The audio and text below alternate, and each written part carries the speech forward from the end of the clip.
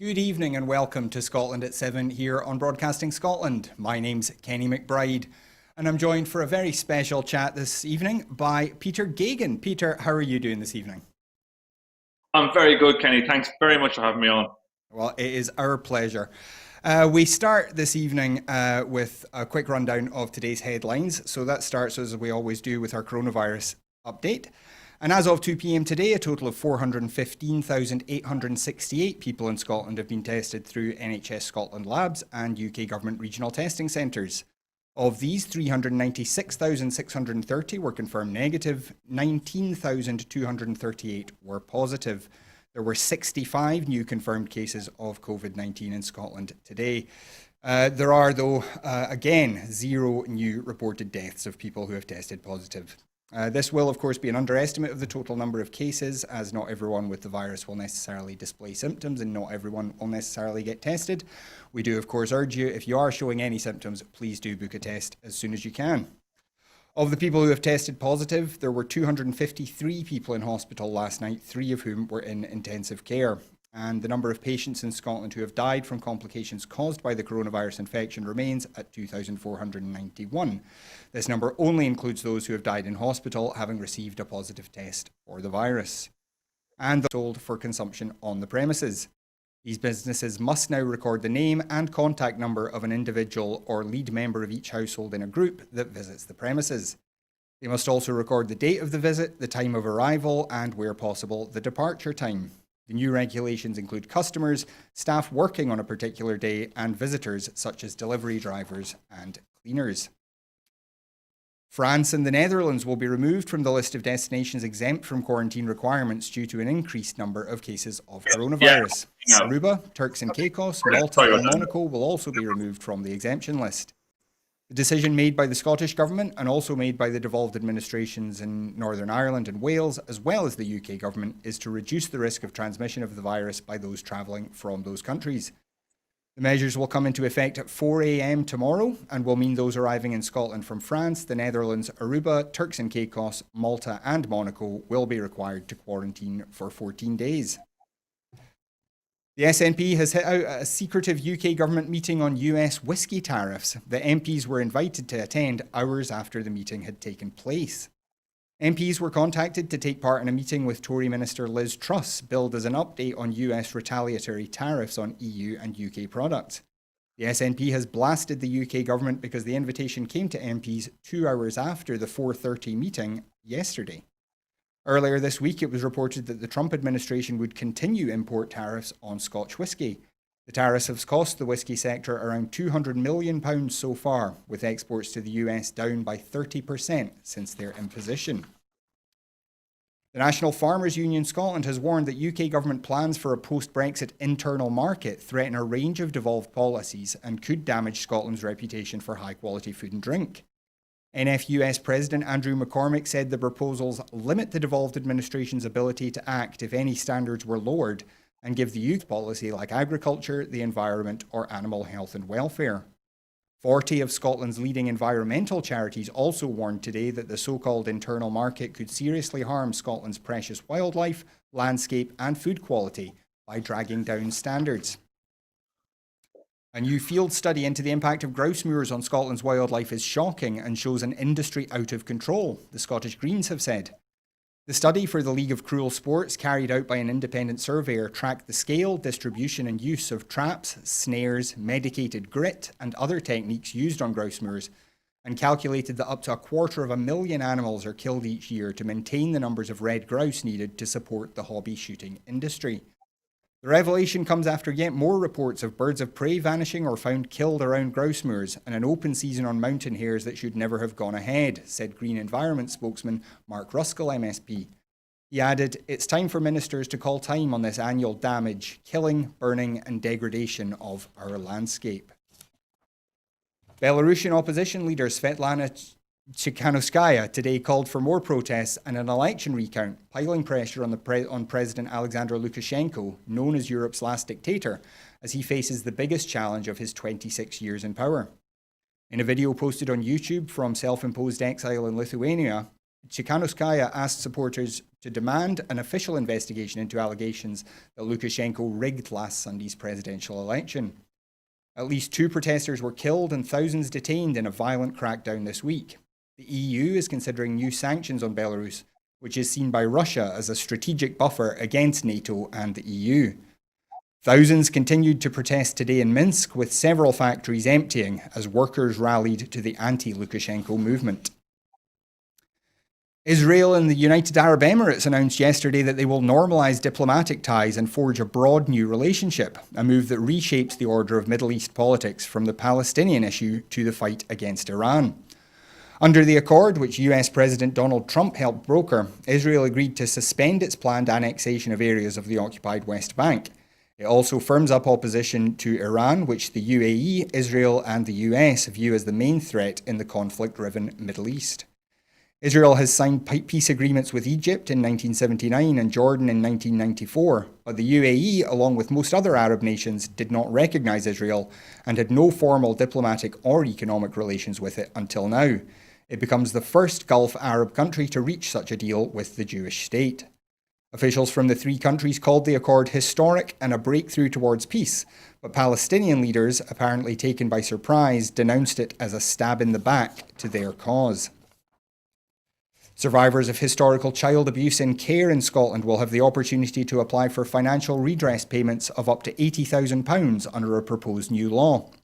The Redress for Survivors Historical Child Abuse in Care Scotland Bill seeks to provide tangible recognition of the harm caused to those who were abused as children in relevant residential care settings before the 1st of December 2004. The bill will set up a new independent body called Redress Scotland to assess applications for financial redress. Survivors can apply for a fixed rate payment of £10,000 or an individually assessed payment, which will involve a more detailed examination of their experience. Individually assessed redress payment levels are set at £20,000, £40,000 and £80,000. The bill seeks to establish a financial redress scheme that will be non-adversarial and sensitive to the needs of survivors. It will offer a faster alternative to the civil court process and access to elements of non-financial redress, including therapeutic support. And finally, a new online resource is being made available to help support people experiencing or at risk of domestic abuse. For professionals in the housing, social work, health, education and other sectors with an interest in the new domestic abuse legislation, the resource aims to improve understanding of coercive controlling behaviours and where to direct people for further assistance. The domestic abuse awareness raising tool has been developed in partnership with stakeholders by the domestic abuse charity Safe Lives, backed by £10,000 of Scottish Government investment. It forms part of a wider programme of accessible resources to improve the capacity of public service staff in Scotland to recognise and safely respond to survivors of domestic abuse. And before we go any further, just to remind you, if you want to get involved in the conversation this evening, you can do so on Twitter by following us at Broadcast Scot and using the hashtag Scotland@7. That's hashtag Scotland@7. You'll see some of those tweets flashing up on the screen throughout the show as we go on.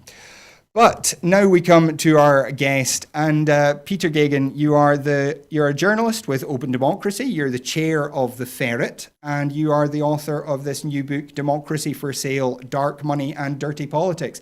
Have I missed anything out from your biography? You've got quite a bit in there, Kenny. I think you've squeezed all in there. Thank you very much. So, first of all, Peter, for people who don't know you, all these titles, let's just dive into you a wee bit. How did you first get into journalism?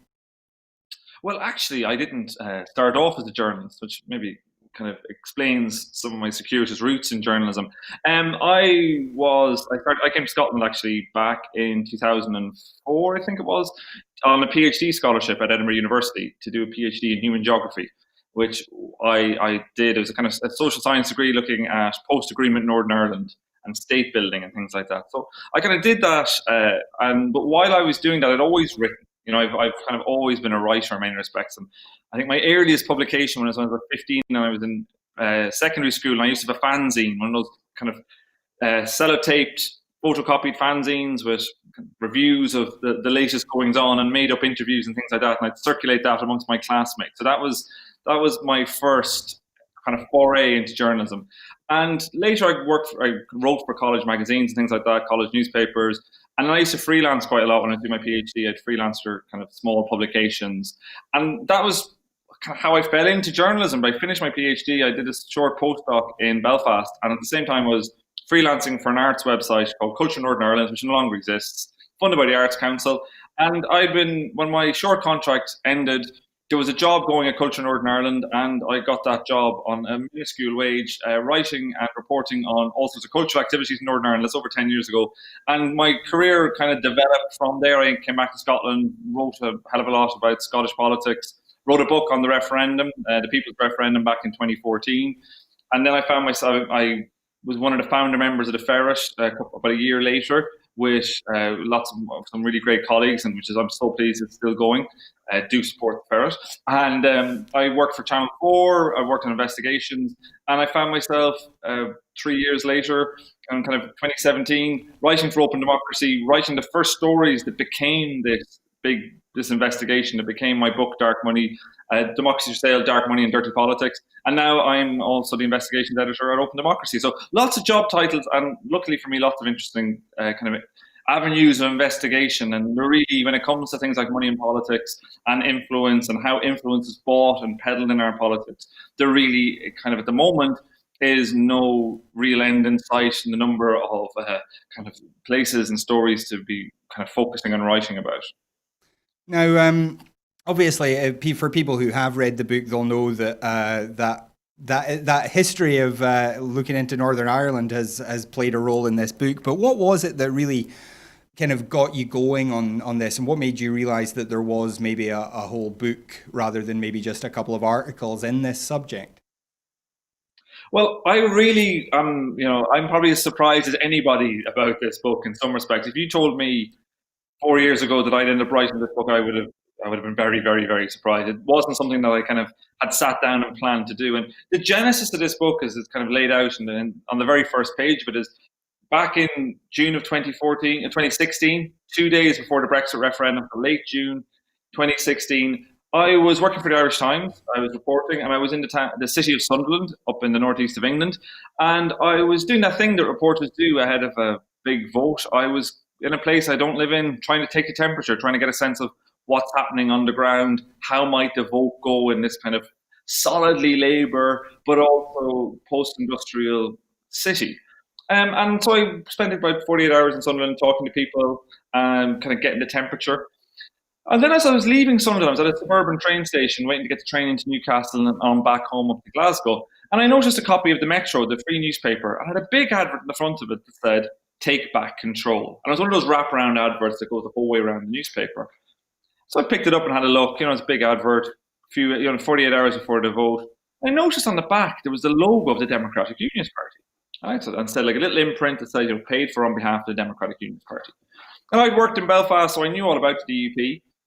And I also knew that in Northern Ireland, political donations at the time were kept secret. They were not declared because of the violence, the troubles. It was felt that it could be unsafe for people to have their details out on the internet and published. So I kind of looked at this, thought it was quite interesting, did that thing, sent a tweet, and then in many ways just forgot about it. I put the paper in my bag and I started writing my copy for the next day's edition of the Irish Times. And a few days later, obviously, the votes were cast, the votes were counted. Sunderland voted heavily to leave. And in the weeks and months afterwards, I found myself thinking a bit more about this advert I'd seen, this strange advert for the DUP. But I didn't think that much about it. And then in early 2017, I got a propitious message from Adam Ramsey, who was at the time, who still is, a journalist at Open Democracy. And Adam, I kind of knew, lives in Edinburgh. And we'd known each other. We met a couple of times. We weren't that close. But then Adam said to me, "I hear you're interested in the DUP's Brexit donations," because Adam said, "So am I." And Adam had been in Edinburgh in the run up to the referendum, and he'd noticed lots of these Vote Leave placards, these red Vote Leave placards, and they had the same thing. They had paid for by the Democratic Unionist Party imprints on them. So Adam and I kind of started chatting together, and we thought, well, maybe we should think about doing a story on this. Maybe there's an investigation in this.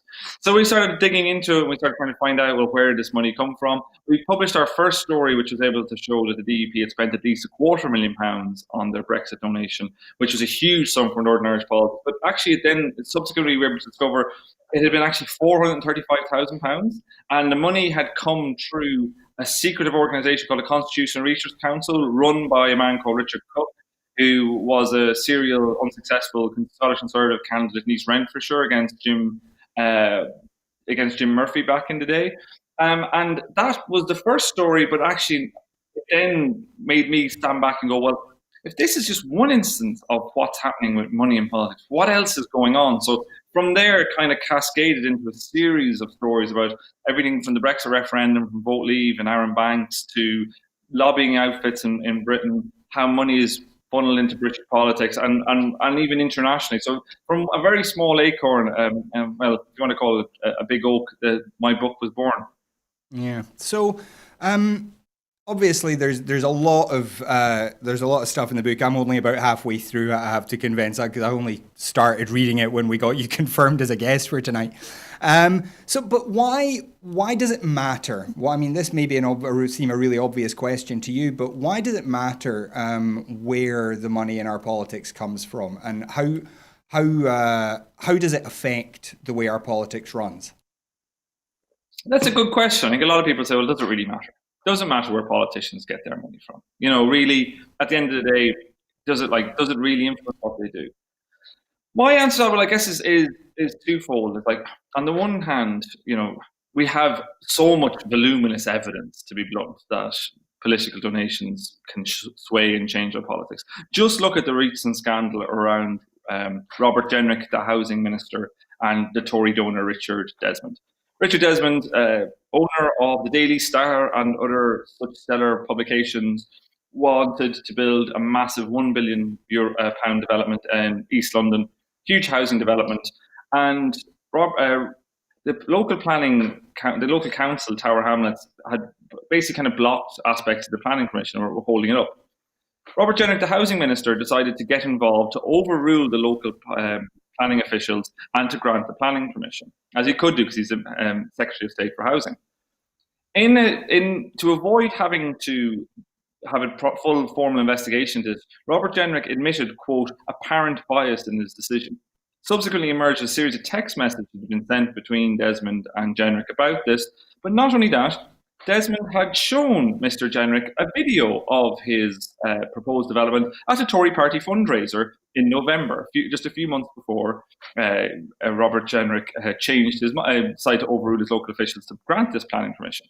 And when asked about this on television, on radio, on the Today programme, Radio 4, one Tory minister, I think it was Nadeem Zahawi, said that this is totally fine. There's no issue with property developers talking to politicians like this in informal settings like Tory party fundraisers. Because if anybody wants to raise an issue with a minister, they can just go to a Tory party fundraiser too. And I think that kind of epitomises this attitude, this sense of actually it's fine to buy access to politics. You just have to go and do it too. There's no problem with that. And I think that's very pernicious. I think that really feeds into the kind of mistrust that we see around our politics. And we are not stuck for examples where we can see political favours been delivered. Just look at the recent dissolution honours list for the House of Lords and peerages and knighthoods delivered by Boris Johnson. Within that, we saw Tory party donors been, surprise, surprise, been rewarded or not. Maybe they just decided they'd done such good work in other areas that they should get knighthood.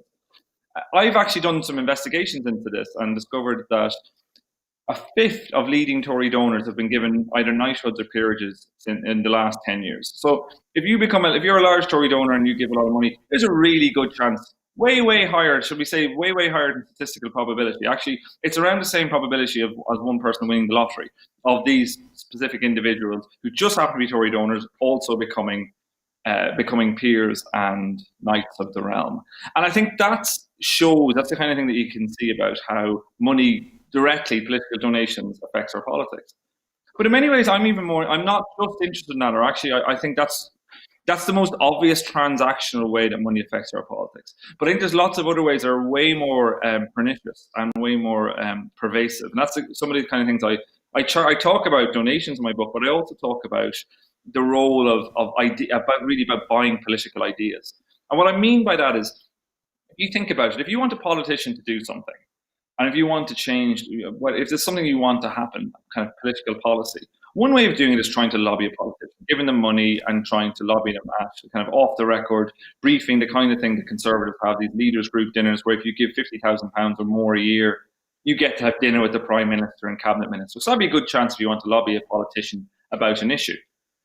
But there's a better way of doing it, which is controlling the ideas that are put into the political space, the policies that are discussed.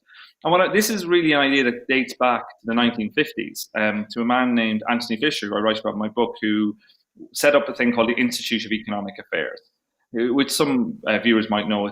It's a right-wing think tank, a libertarian think tank that's been really, it's a grand dame of libertarian think tanks around the world. It's based in London, very close to Westminster.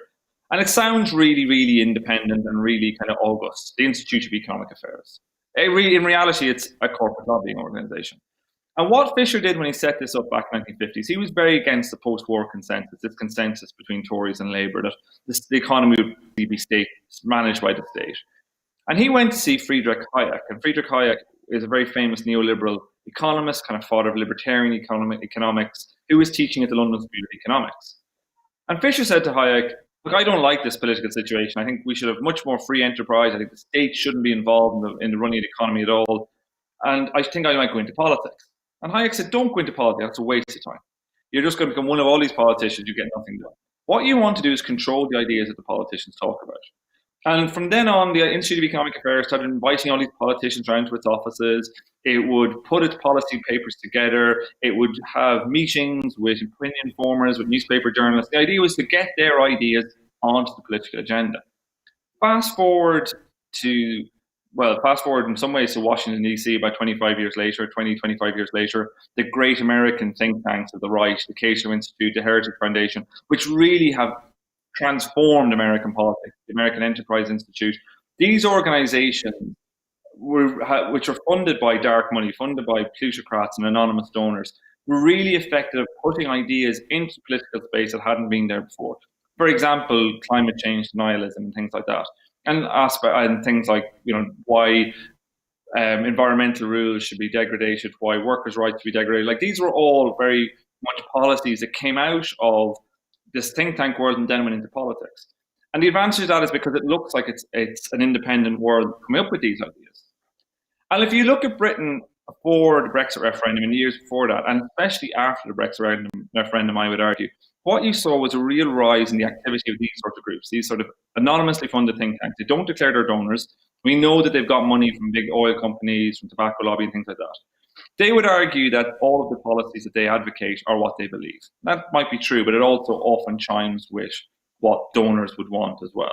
And they're almost always the answer is less role for the state in the economy, and also often quite climate skeptical and things like that. What you saw in Britain, the run-up to the Brexit referendum and afterwards, was these kind of groups becoming increasingly influential, especially on the right of the Conservative Party. And if you remember, in the years after the Brexit referendum, the European Research Group, this group of backbench Tory MPs, became increasingly influential. They were pushing Britain further and further towards what became eventually, or looked like it would become quite a hard exit from the European Union. When you ask them about, when they appeared on the TV, on the radio, to kind of discuss their ideas, they would almost always cite papers written by these think tanks, the Legatum Institute, the Institute of Economic Affairs, the IEA. And this kind of fit, what I would call a kind of astroturf intellectual ballast, allowed these groups to look and sound as if they had expertise and opinion behind them, when really what it was just corporate lobbying.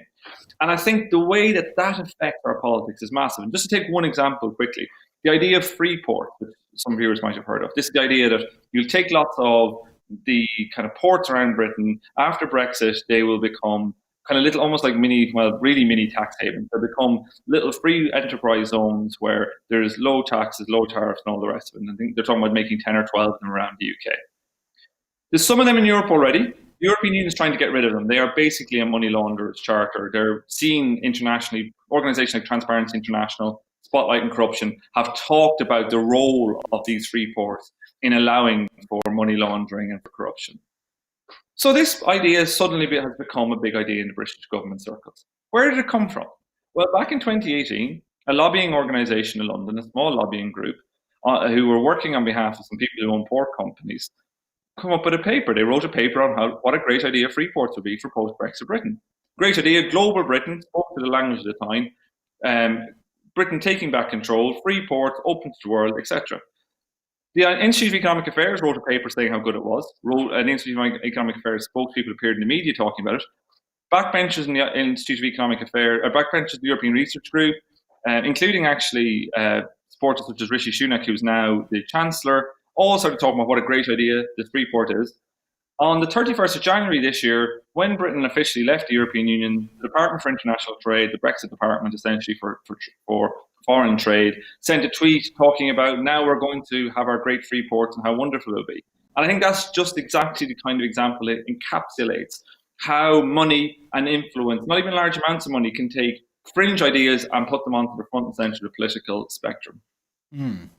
Now, we're obviously in the time we've got tonight. We're not going to get into everything that you reveal in the book, but I wondered maybe what were the things that most surprised you or shocked you as you were digging into all this kind of murky web of dark money. What were the things that really kind of made you sit back and take notice? I think it was often what surprised me was just how legal all of this is. None of this is almost very little in my book is illegal. These are not people breaking. Often, rarely are these people breaking the law. These lobbyists don't have to declare their donors. They don't have to declare who they meet because technically they don't count as lobbyists, even though they are. Many of these donations, the DUP donation was not illegal. It was perfectly legal within the bounds of the law at the time. And even when the law is broken, as was the case with Vote Leave funneled money into other campaigns because they were reaching its spending limit. The Electoral Commission very, very belatedly investigated this, found that they'd broken the law by overspending by over £500,000 during the Brexit referendum, and they fined them the maximum sum possible under British electoral law, £20,000. That's the maximum fine in British electoral law. In America, you can go to prison, as Michael Cohen, Trump's fixer, found out for breaking electoral law. In Britain, you don't even get a slap on the wrist. It's just the cost of doing business. And that, to me, has been the most shocking thing. And we saw this actually with the recently released, again, belatedly released Russia report. And if you read the Russia report, the thing that struck me most was a couple of paragraphs in the middle which talk about how, when it comes to oversight of democracy, there's no clear line that who's supposed to be overseeing British democracy. It's what the report calls a hot potato. And I find this in my work too. There's loads of different agencies, Electoral Commission, Information Commissioner's Office, different regulators. Nominally, in this case, when it comes to foreign interference, MI5, MI6, security services. But it turns out, actually, when it comes to overseeing our democracy, making sure it is actually robust and strong, there's nothing really there. It's really thin. It's really easy to break the rules again, and you really don't suffer any penalties for it. And I think that's the most shocking thing I found. It wasn't that we've got some pipeline of money coming in from one place that's totally distorting our politics. It's actually that the whole system just doesn't work. And so would that be one of the things that you think we need to fix in order to try and clean things up, was getting some organization that actually has the power to do something about it? Yes, that would definitely be a start. I think there's lots of things we could do to clean up our politics.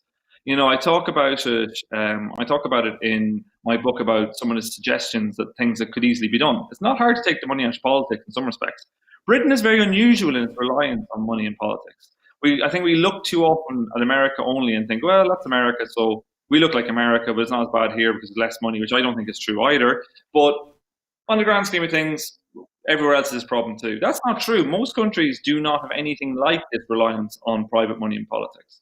So one idea I had is we could limit individual donations to political parties. I would suggest something like £10,000. In France, it's about €7,500. So £10,000 seems about fair. That would go a long way to taking out the kind of role of these super rich donors that we see, particularly donations to the Conservative Party. The Conservative Party raised more than around £40 million in the run-up to the 2019 general election. That's a huge sum of money in British politics. And so if you put in that context, something like that would really help. We could incentivize small donations to parties. by match funding it. People don't like to think about the state funding parties, but you can match fund political donations with other with state backing. So if you donated £200 say, to a political party, the state would match that as well and double it, or you could even triple it or quadruple or whatever you want to do with it. We could make joining a political party tax deductible to encourage more people to do it. So there's lots of things we could do. The problem is you need political will to do them. And that's not there at the moment. Indeed, it was really striking when, after Boris Johnson won his majority in December 2019, the following week he kind of outlined his Queen's speech, the kind of big legislative issues he wanted to tackle. And to be fair to him, he did have an issue of electoral reform in there.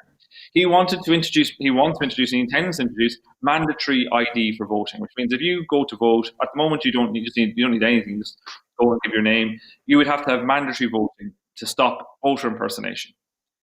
So is voter impersonation a problem, you might ask? Well, not really, it would appear. There was less than 10 cases of voter impersonation before the 2017 general election.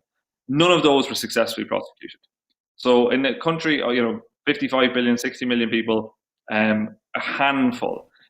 It's tilting at windmills. The problem we have in politics isn't voter impersonation, but it makes a nice headline in the newspapers and somewhere like the Telegraph. Boris Johnson being tough on a crime that doesn't exist, while completely ignoring lots of crimes that do exist.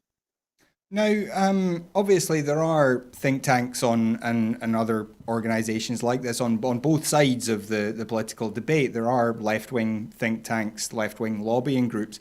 Is there a way that they can fight back against this? If there isn't going to be kind of change to the system immediately, is there some way you think that the left can fight back against this overwhelming dominance of right-wing think tanks that you've been looking at? I'm very wary of the kind of arms race analysis, which is kind of the idea that you can't beat them, so you got to join them. Because the big difference, say, between the left and the right when it comes to this is left-wing think tanks. I can't think of any that don't declare their donors.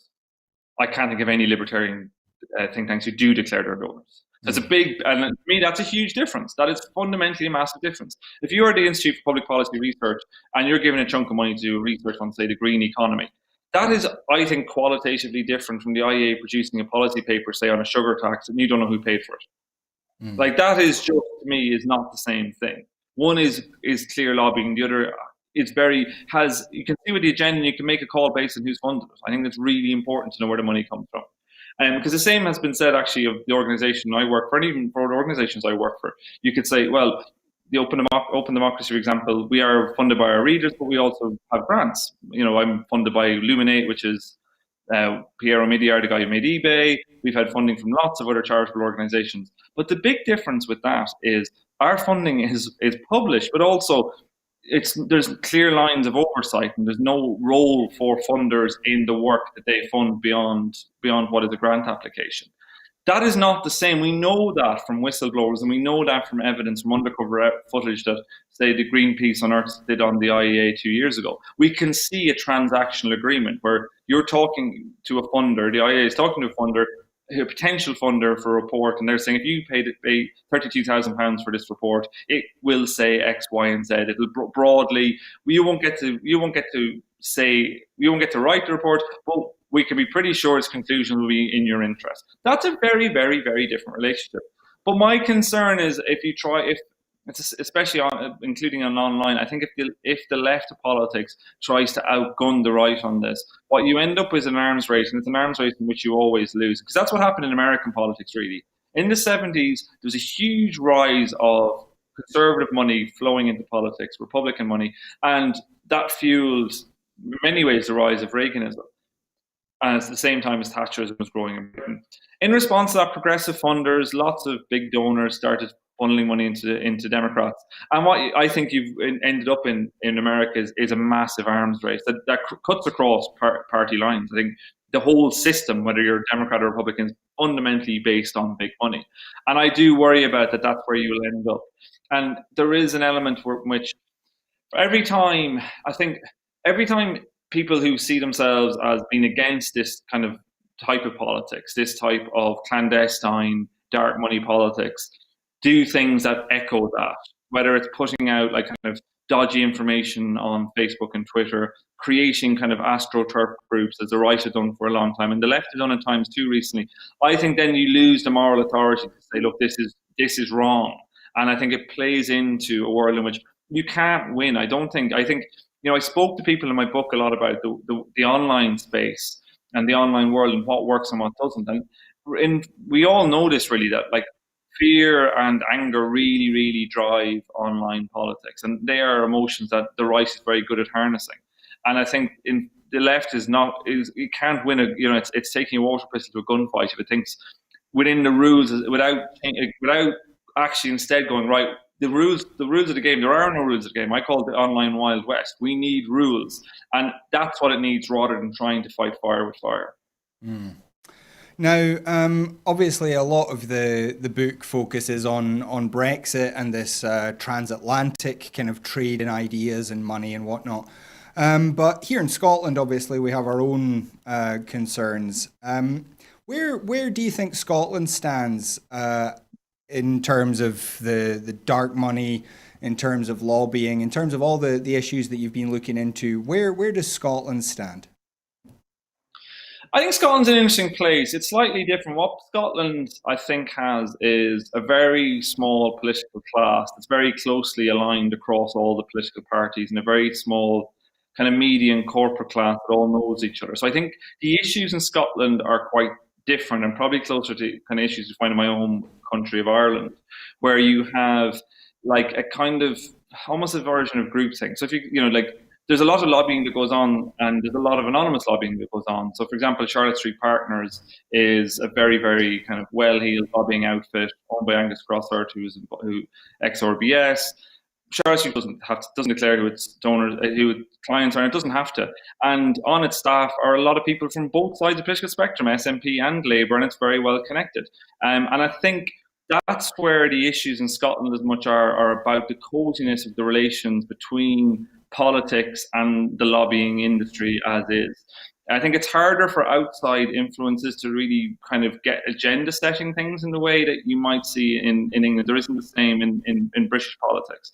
So we don't have kind of our own versions of the IEA pushing kind of right-wing libertarian politics. But I think we do have huge opportunities for corporate interests to make themselves, to get a hearing at the highest levels of government because of the personal connections between government and lobbying outfits and the lack of lobbying regulations around that. The Scottish Lobbying Act, I think, has also got a hell of a lot of holes in it. It's not quite as bad as Westminster's, but it's a very kind of diaphanous vehicle. And I think that's a real in Scotland. I think it's something that is, as our politics moves more and more towards thinking about like cohering around like a specific Scottish political dynamic, as we clearly have, there is a need to think about, well, what role does money and access play within that? And I think often we shy away from having those sort of questions.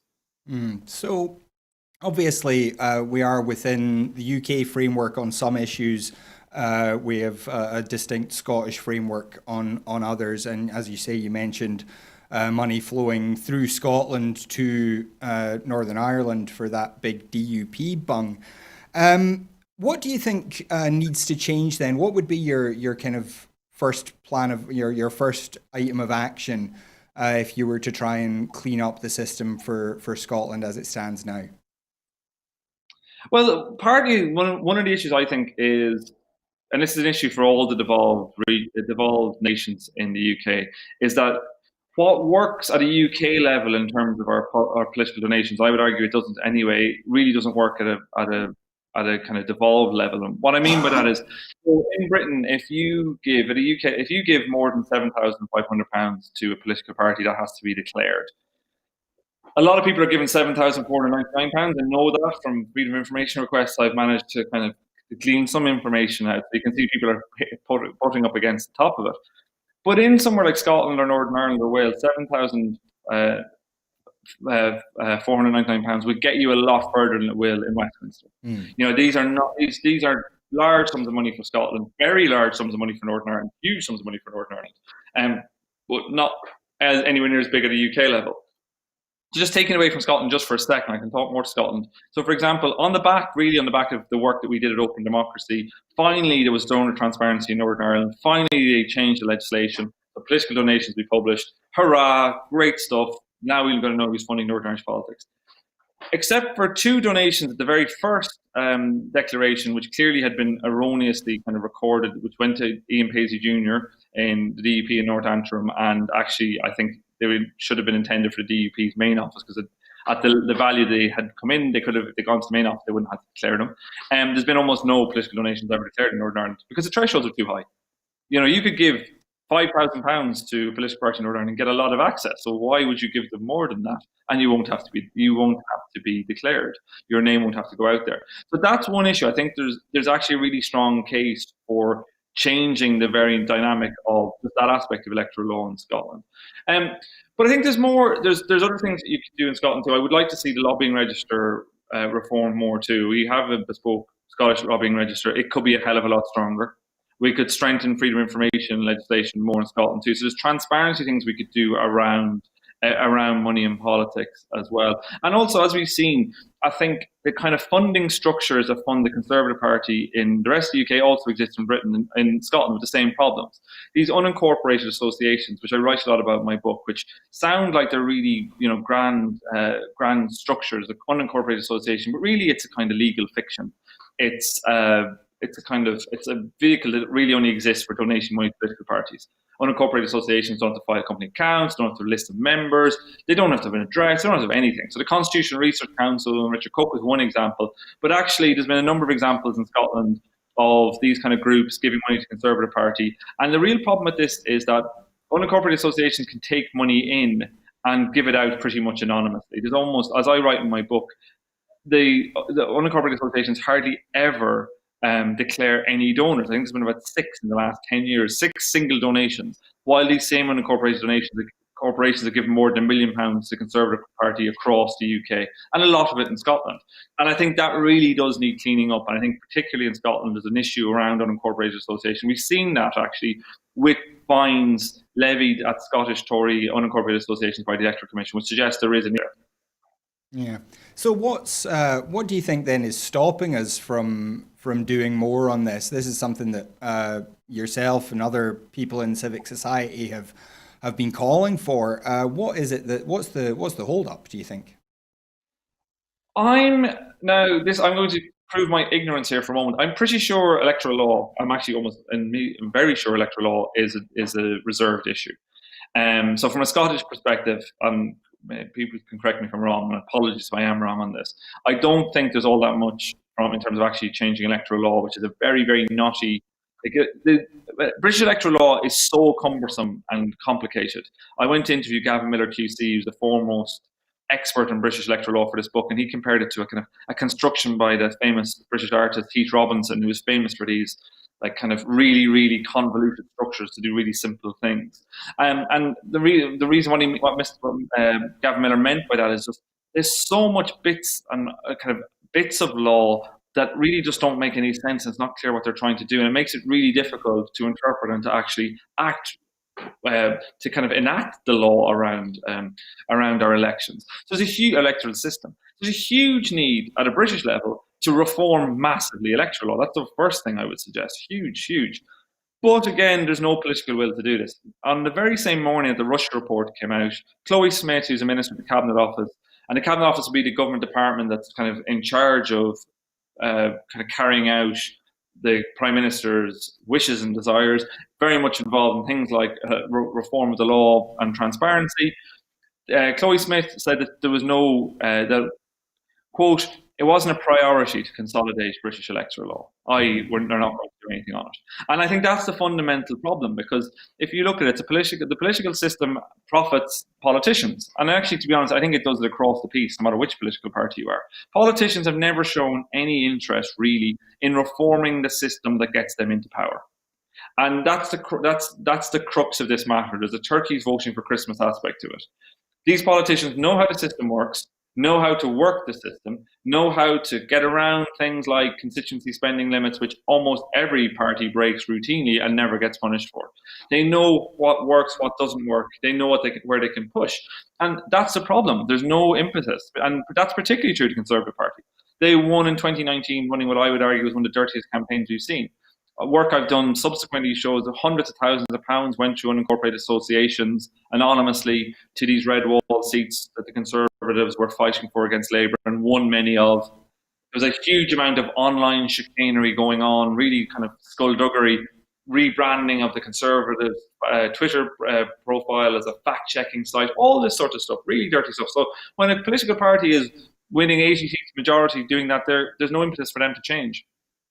Now, you mentioned a fact-checking service, which is a nice segue for me, because I wanted to talk to you as well a wee bit about the media in Scotland. And the Ferret, obviously, that you helped set up, has its own fact-checking service. What do you think is the state of journalism in Scotland just now when it comes to this kind of investigative reporting? Is Scotland's media up to the task of scrutinising government in the way it needs to? It's very difficult. I think it's very hard. I've worked in Scottish newsrooms for a lot. I know the Scottish media scene a lot. There's a lot of great journalists in Scotland, I have to say. There's people doing great work.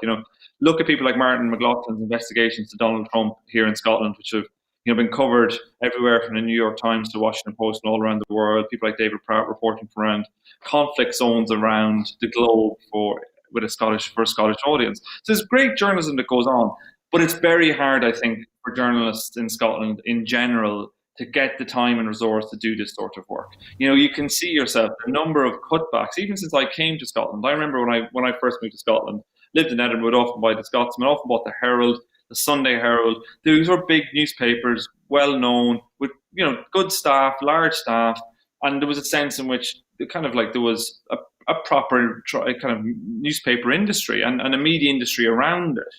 And we've seen huge cutbacks. As we speak now, the Herald doesn't even have an office. It's left its flagship building, has a fraction of the staff it had even 5 years ago. The Scotsman's had a long period of retrenchment. It's, again, huge cutbacks.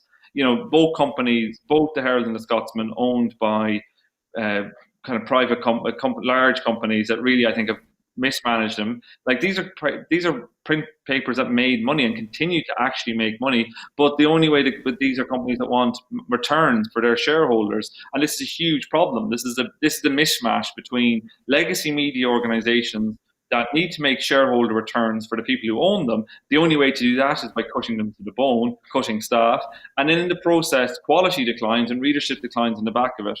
And that was really where the Ferret came out of, watching this vicious cycle of cuts, and also the kind of ownership cycle of it too, because these are privately owned companies wanting, actually, in the case of the Herald and the Scotsman, actually part of the problem is they're not necessarily privately owned, they're listed companies, so they have shareholders who are demanding returns.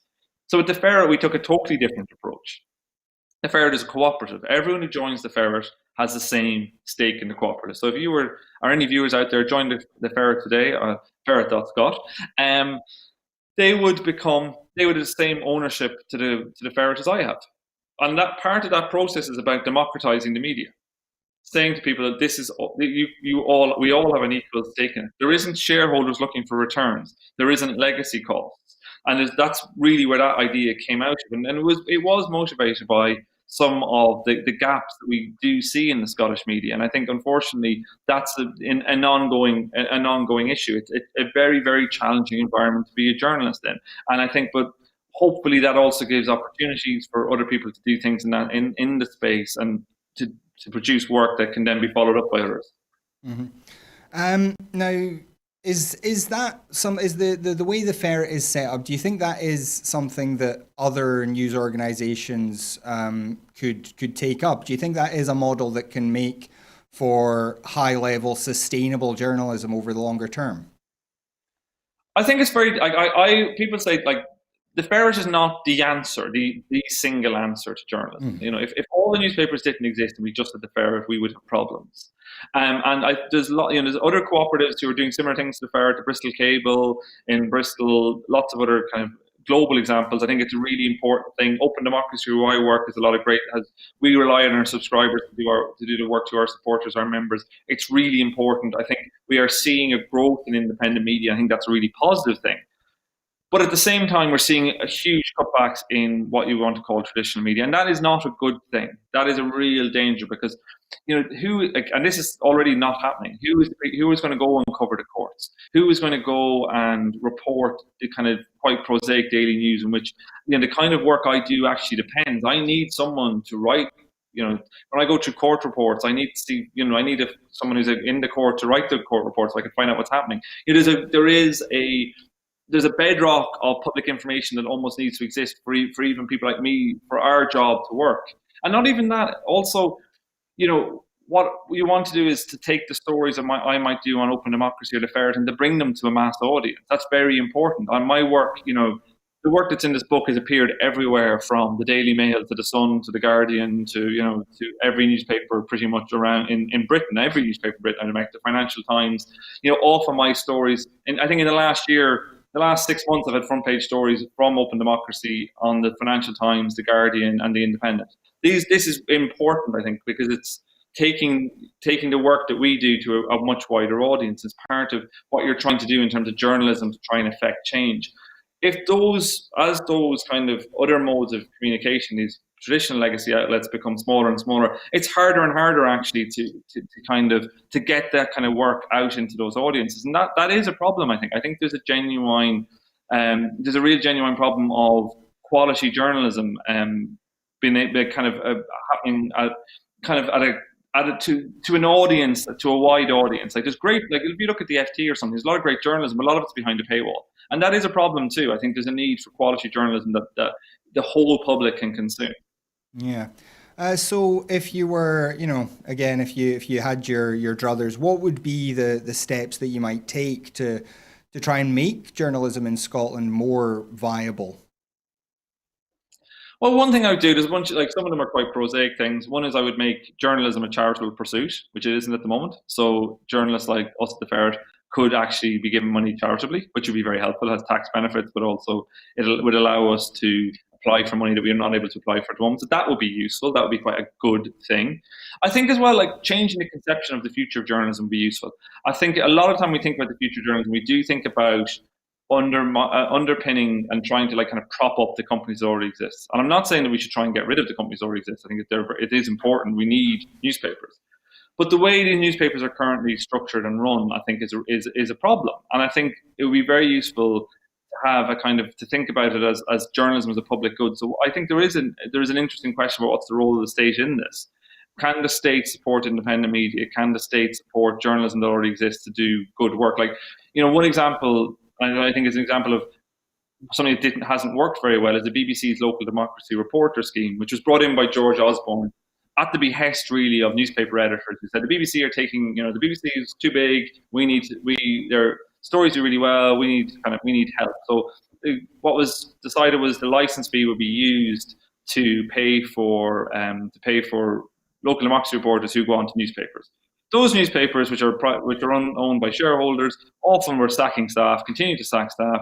I think often use the BBC local democracy reporters as kind of cheap content providers, often not doing the things they were supposed to do, which is report on local democracy. So you have a problem there. Local democracy needs reporting on. But the solution, I think, was to go to the market and to try and prop up the market. And I think that's not the solution. I think there's a need for state involvement. There's a need to think far more creatively about, how we could be, how the state could support journalism. And also, I think there's a question about, all the advertising revenue from journalism, are huge chunks of it, like 80-90% is now going to large online sites, Google and Facebook. That they're making all that money. There's no off journalism, off content they haven't produced. And I think there is a really interesting question to be asked: is the time coming for some sort of tech tax to protect journalism, to fund journalism? So we are very nearly out of time. So I'll just ask you finally: are you optimistic about both the future of journalism and about addressing some of this corruption that you've been writing about for the last couple of years? It's a question people ask me all the time. Am I optimistic? My natural kind of demeanor is quite an optimistic person. So in this context, I always try to be optimistic and see the positive side on things. There are reasons to be gloomy, of course. I think on the journalism front, I think on the reasons to be optimistic are, I think we're seeing great journalism being done. I think there's probably in some respects never been as much good journalism being done. People have never been reading as much in the pandemic, so record readership for loads of news sites. The problem with advertising revenue. So there's the fundamental tenets of journalism, of information, of conveying information to people in an authoritative, in an in-depth way. I think it's still there. I think there's still a market for that. The problem is the mechanisms for doing that, basically relying on advertising revenue, don't work anymore.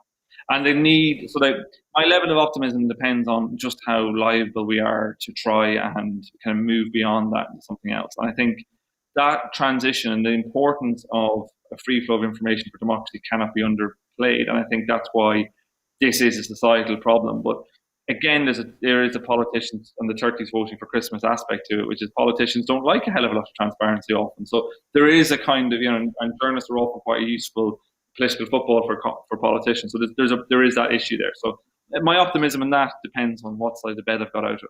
And it's very similar when it comes to the role of money in politics. I think there's things that we can do. There's reasons to be cheerful. There's things that we really could do. And I'm hoping that my book might provide an opportunity for some sort of civic engagement, for people to feel mobilized around it, to get out and do stuff. But at the same time, we require politicians to do things. And I think that's where there's a role for pushing politicians for voters, making this a thing that is something that they care about, that will force politicians to actually engage with this. And I think if we can do that, there's some grounds for optimism. But as it stands at the moment, we have a system that I think is just ripe for abuse over and over again.